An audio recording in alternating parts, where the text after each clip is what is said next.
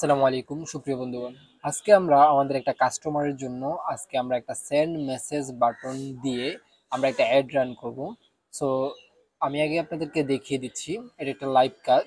আহ, এই যে এটা হচ্ছে কাস্টমারের পোস্ট, সে এই ফ্যানগুলো সেল করতে যাচ্ছে, তার বাজেট হচ্ছে 600 টাকা।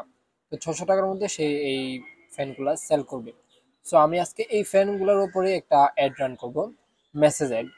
তো আমি আপনাদের সামনে লাইভ কাজটা দেখাচ্ছি। তো আপনারা কিভাবে চাইলে এভাবে অ্যাড রান করবেন। সো আমরা সরাসরি আমাদের যে অ্যাডস অ্যাকাউন্ট রয়েছে ফেসবুকের, এই অ্যাড অ্যাকাউন্টে চলে যাচ্ছি। তার আগেও আমরা বেশ কিছু অ্যাড রান করেছিলাম। আমরা মোটামুটি দেখা গেছে আমরা $3 থেকে $4 মধ্যে 60 থেকে 70টা মেসেজ আমরা রিসিভ করি এবং অনেকগুলো সেল হয়। সো আমরা এখান থেকে, এটা হচ্ছে আমাদের ড্যাশবোর্ডে আসার পরে আমরা এখান থেকে সরাসরি ক্রিয়েট অপশনে চলে যাব। ক্রিয়েট অপশনে আসার পরে এইখানে অলরেডি বেশ কিছু অপশন রয়েছে। তার জন্য যেহেতু আমরা সেলফ পোস্টের কথা বলেছি, সেই ক্ষেত্রে আমরা এখান থেকে ডিরেক্টলি সেল পোস্ট না করে আমরা এঙ্গেজমেন্টের মাধ্যমে কিন্তু সেল আনতে পারি। এঙ্গেজমেন্ট অ্যাড এর মাধ্যমে কিন্তু আমরা খুব সহজে সেল পোস্ট আনতে পারি। সেল অর্থাৎ যে আমাদের যে মেইন টার্গেট যেহেতু মেসেজ, তো মেসেজটা কিন্তু আমরা এঙ্গেজমেন্টের মাধ্যমে আনতে পারি, এতে কিন্তু খুব ভালো রেজাল্ট আসে।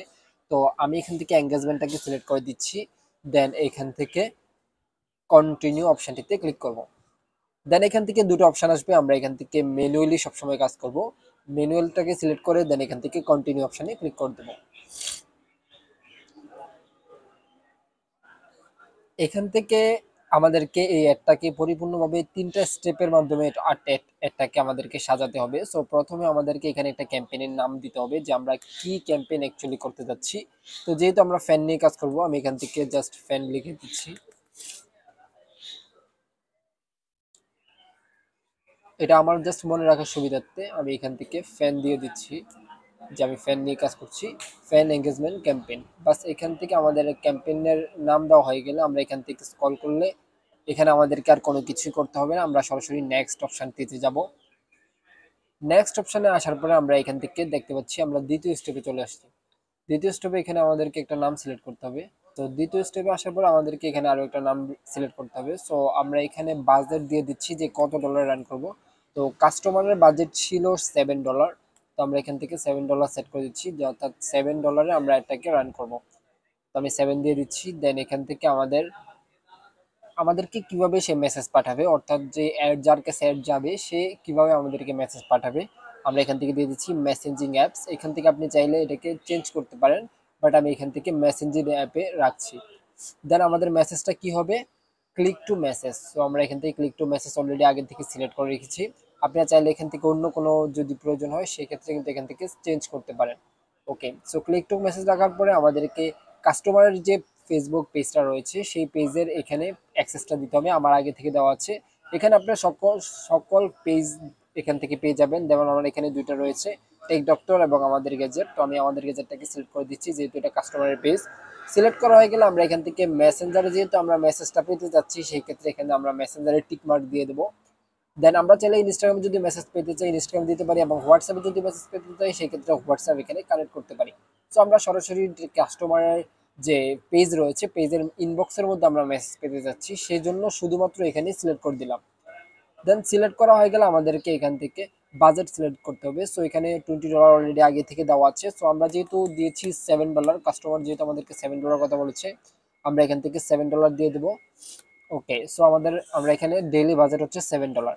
এখানে সুবিধা হচ্ছে যদি আপনি ডেইলি বাজেট রাখেন সেই ক্ষেত্রে আপনি চাইলে অ্যাড যদি ভালো না হয় সেই ক্ষেত্রে এটাকে ম্যানুয়ালি অফ করার অপশন থাকে।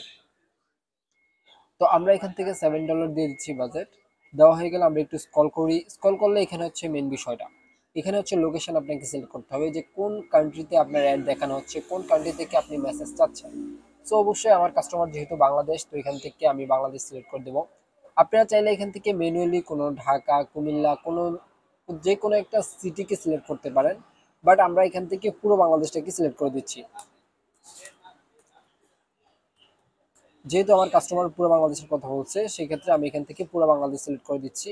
এখন কিন্তু আমার পুরো বাংলাদেশে আমাদের অ্যাডটা শো করবে, দেন ওখান থেকে কিন্তু মেসেজ কাস্টমারের কাছে যাবে।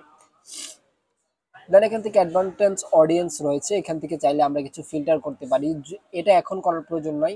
পরবর্তীতে যদি দেখেন যে প্রচুর পরিমাণে মেসেজ আসতেছে বাট কোনো প্রকার আপনাদের সেল হচ্ছে না বা সেল কনফার্ম হচ্ছে না কিন্তু মেসেজ আসছে, সেই ক্ষেত্রে আপনি এখান থেকে অ্যাডভান্টেজ অডিয়েন্স, এখান থেকে আপনি চাইলে কিছু কিউআর কোডের মাধ্যমে কিন্তু আরো একটু আপনার অডিয়েন্সটাকে কমিয়ে আপনি আরো একটু ভালো অডিয়েন্স আনতে পারেন।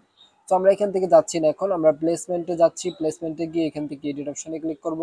দেন এখান থেকে আমরা ম্যানুয়াল প্লেসমেন্ট অপশনটিতে ক্লিক করে নেব।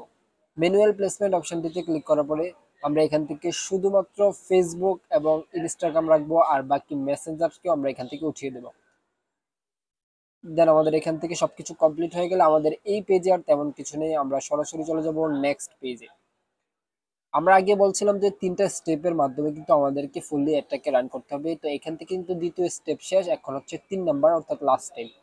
লাস্ট স্টেপের মধ্যে আমরা এখান থেকে দিয়ে দিচ্ছি লোকেশন।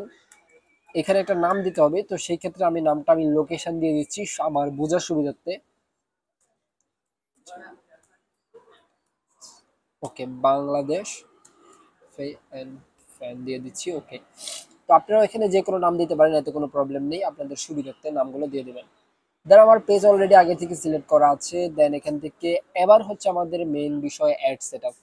আমরা ক্রিয়েট অ্যাড অপশন দিয়ে চলে যাব। দেন এখান থেকে ইউজ এক্সটেন্ডিং পোস্ট এই অপশনটিতে ক্লিক করব, অর্থাৎ আমার কাস্টমারের পেজে অলরেডি পোস্টটা করা আছে, সেখান থেকে আমরা পোস্টটাকে নিতে হবে।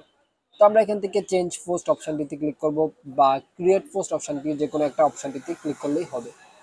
দেন আমরা এখান থেকে অপশনটিতে ক্লিক করার সঙ্গে সঙ্গে আমরা দেখতে পাচ্ছি আমাদের এই যেই আমরা পোস্টটি দিতে যাচ্ছি সেই পোস্টটি এখানে আমরা দেখতে পাচ্ছি।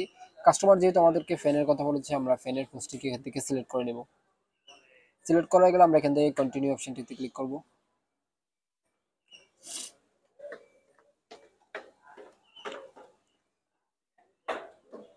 যদি এই ধরনের কোনো প্রবলেম আসে, যে আমরা দেখতে পাচ্ছি একটা এরর বাটন কিন্তু রয়েছে এখানে, this post cannot be used for ad on Instagram. So আমরা এখান থেকে যেটা করতে হবে, আমরা সেকেন্ড স্টেপে চলে যাব। দেন এখান থেকে ইনস্টাগ্রামকে আমরা উঠিয়ে দেবো, কারণ ইনস্টাগ্রামের যে সাইজ, এই সাইজের মধ্যে যদি আপনার ছবির নাম ম্যাচ হয়, সেই ক্ষেত্রে অবশ্যই আপনাকে ইনস্টাগ্রাম এখান থেকে উঠিয়ে দিতে হবে। সো আমি এখান থেকে ইনস্টাগ্রামকে উঠিয়ে দিচ্ছি, শুধুমাত্র ফেসবুককে রাখছি।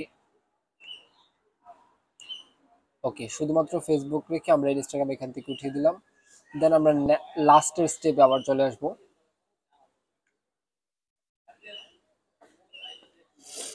ওকে, এখন কিন্তু আমাদের এরর বাটনটা এখানে আর নেই। সো আমরা এখান থেকে দেখতে পাচ্ছি এখন কিন্তু আমরা আমাদের যে পোস্টটা কাস্টমার বলছিল সেই পোস্টটা কিন্তু এখন আমরা চাইলে যে পোস্টের কথা কাস্টমার বলছিল, আমরা কিন্তু এখন চাইলে এটাকে অ্যাড রানের জন্য একদম ফুললি ভাবে কমপ্লিট করে ফেলেছি।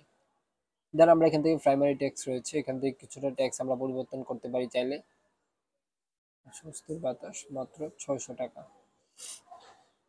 ওকে, সো আমরা কিছু লাগছে না, বাট এখান থেকে চাইলে আপনি এখান থেকে চেঞ্জ করতে পারেন, কোনো প্রবলেম নেই।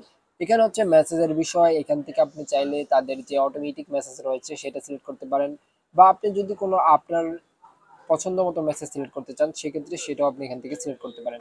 তো আমি জাস্ট এটা দিয়ে দিচ্ছি আসসালামু আলাইকুম এবং কাস্টমারের নাম, এবং আপনি কি আমাদের এই প্রোডাক্টটি নিতে চাচ্ছেন, এইরকম একটা অপশন আমাদের কাছে আসবে। ওকে, সো দেন আমরা সবকিছু যদি কমপ্লিট থাকে, দেন আমরা এখান থেকে ওকে, দেন আমরা এখান থেকে সবকিছু একবার চেক করে নেব যে কোনো প্রকার কোনো প্রবলেম আছে কিনা, এবং আমাদের অ্যাডটা এখানে দেখতে পাবো। দেন আমরা এখান থেকে পাবলিশ অপশানে ক্লিক করব। পাবলিশ অপশানে যদি ক্লিক করি তাহলে আমাদের অ্যাডটা কিন্তু পাবলিশ হয়ে যাবে 3টে স্টেপের মাধ্যমে। দেখতে পাচ্ছেন পাবলিশিং 1 of 3, তো এখন কিন্তু 2 চলে আসবে। সো এইভাবে কিন্তু 3টে স্টেপের মাধ্যমে আমাদের অ্যাডটা কিন্তু পাবলিশ হয়ে যাবে। আমাদের অ্যাডটা পাবলিশ হয়ে গেছে, এখন কিছু সময় লাগবে, 5 থেকে 10 মিনিটের ভিতরে আমাদের অ্যাডটা কিন্তু অ্যাক্টিভ হয়ে যাবে।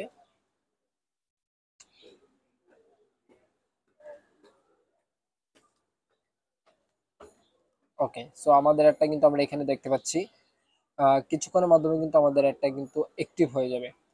এখন ইন রিভিউতে থাকবে বা প্রসেসিং এ থাকবে, আমি আপনাদেরকে দেখাচ্ছি এটা স্ট্যাটাস।